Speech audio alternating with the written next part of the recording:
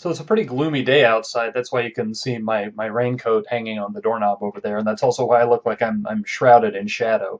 But what I wanted to talk about today, I want to start off by telling a story, and then I want to talk about the lesson that I think it illustrates. And it's a skill, it's an aspect of debate that I think is a little bit underemphasized in a league where there's a strong commitment to making sure that the delivery is very audience oriented and that you discourage people from speaking rapidly. I competed from the time I was in high school through college in a league where we talked as fast as we possibly could, and the judges accepted it and even encouraged it. And there are definite drawbacks to doing it that way, but there are a few advantages. There are ways that you can help your students realize some of those advantages without giving way and letting fast debate take over. So, what I want to do is I want to first of all tell the story. This was a round that became the talk of the tournament and really the talk of the country. It was at the Wake Forest tournament, which is almost always the biggest event of the fall semester in NDT debate. And it was, I want to say, it was either the octafinals or the quarterfinals. I think it was the octafinals. And it was the top Dartmouth team in a year when Dartmouth was extremely good. This team would end their season in the semis of the National Debate Tournament. And they were debating a team from the University of Texas at Austin made up of two debaters who were individually very good, but they had not really gelled as a team. They hadn't come out and made any noise yet. So Dartmouth is affirmative. They know these Texas debaters are dangerous. The topic that year was the United States should substantially change its trade policy, and there was a list of 5 nations, and they were all in the Pacific Rim. Let's see, it was Japan, China, South Korea, Taiwan, and I'm not going to be able to think of the fifth. But at any rate, so Dartmouth's affirmative was to change U.S. export policy to where we no longer try to open up other nations' markets for tobacco.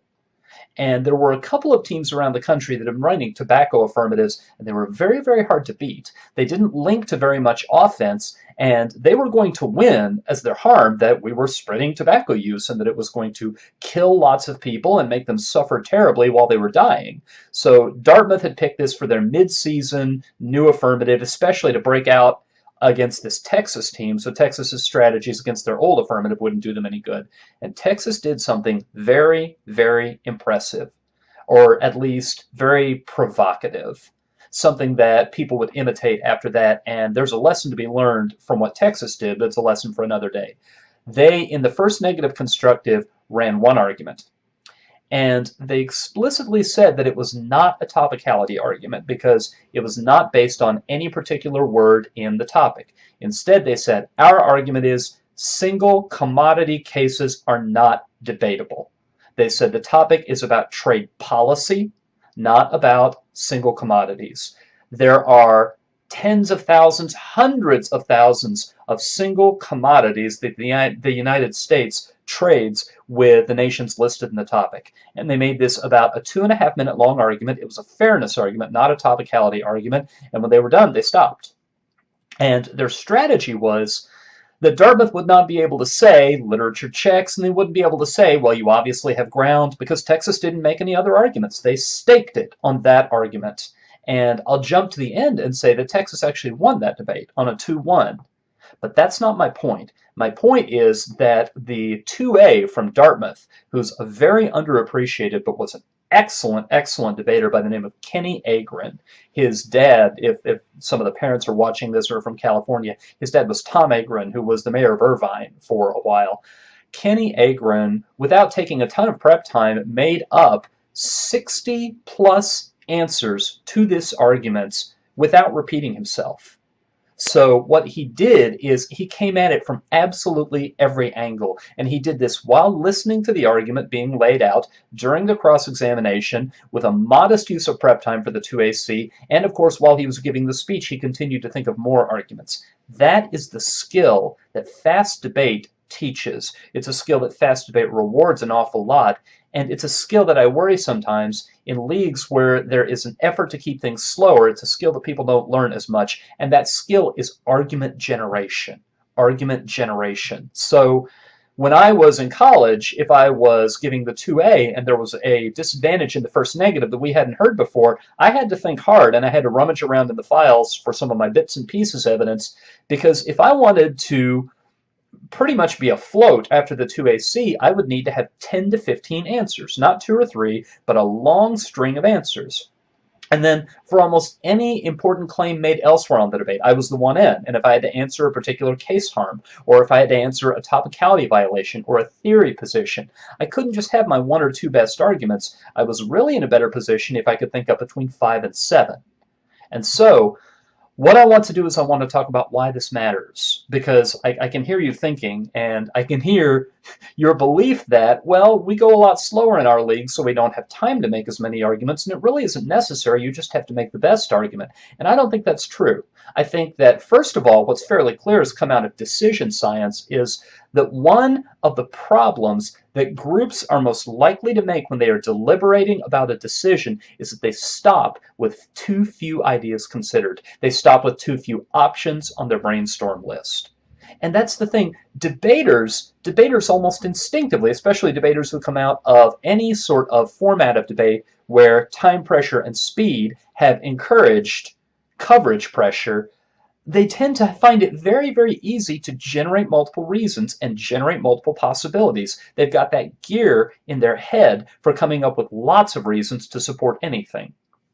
I'll also add that my field is communication, and one of the first premises of the construct of communication competence is that a competent communicator in any given situation can recognize multiple ways to respond.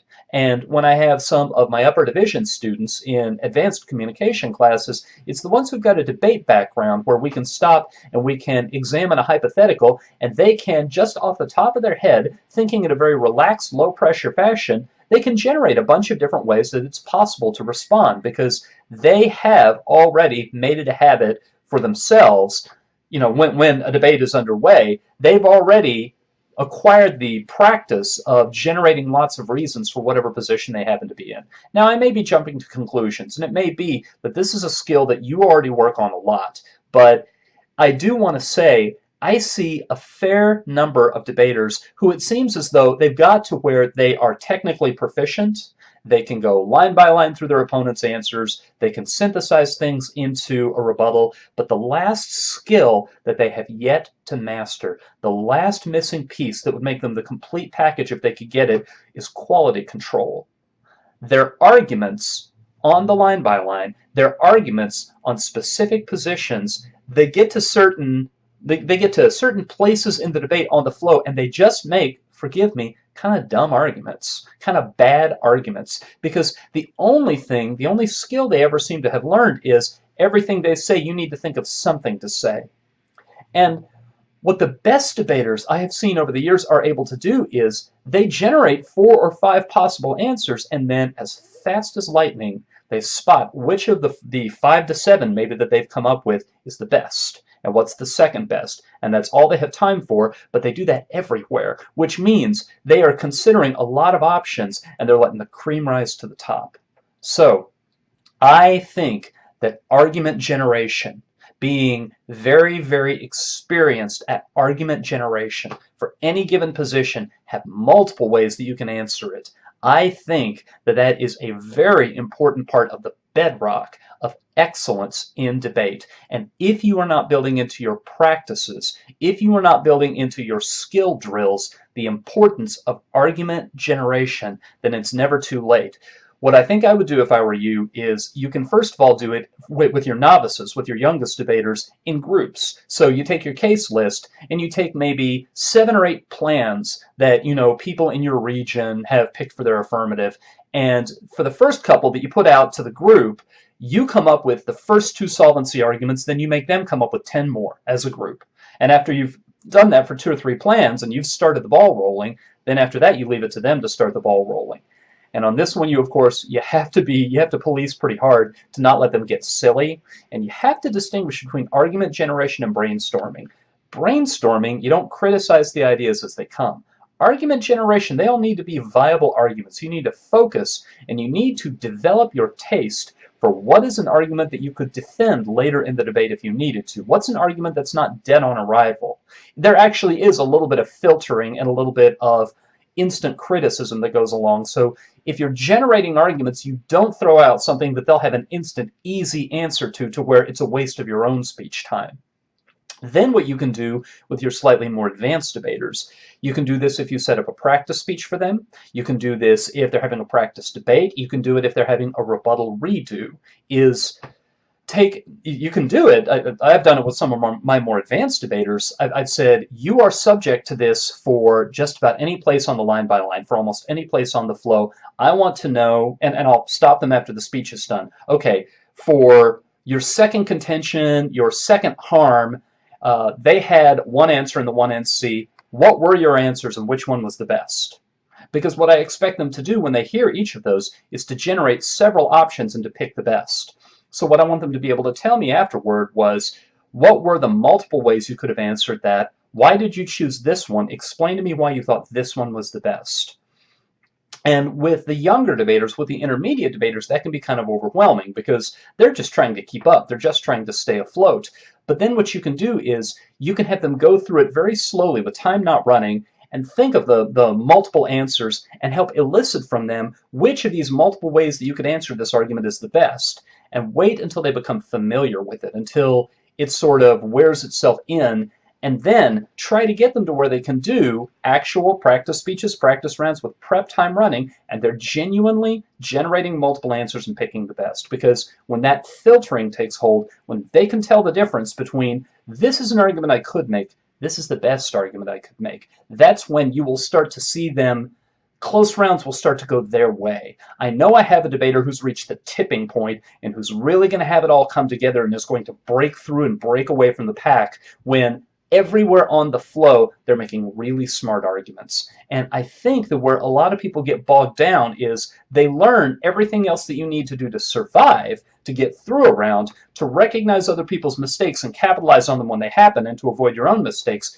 but they never learn that last step of how do you make all the arguments you've got that much better and that much smarter. And I think from what we learned from decision science, from communication competence research, that what people are missing is they don't have alternatives to compare their arguments to. So that's something that I would encourage you, if you're not already doing it, something I would encourage you to incorporate into your students' argumentative education. Good luck with that.